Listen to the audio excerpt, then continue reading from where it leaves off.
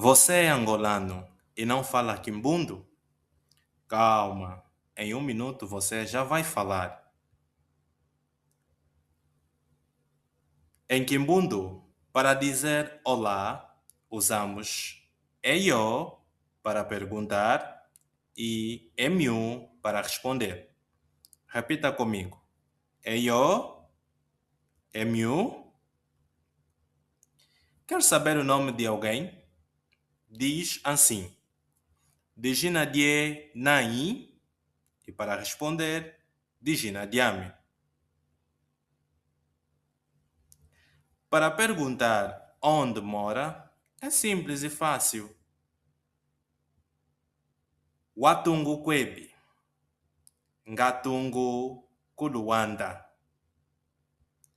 Quer apresentar alguém? Também é muito fácil.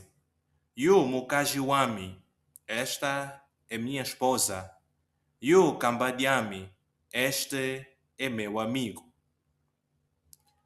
Para se despedir, diga Xalaquiambote ou Mungo.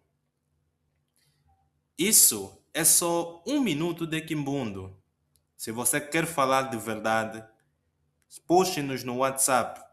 Inscreva-se no nosso curso de Língua Nacional Quimbundo na Escola Milong e aprenda Quimbundo todos os dias. Kate baba pé, tua zuba, tambuleno menekeno wetu, tua de kundungana, marezo.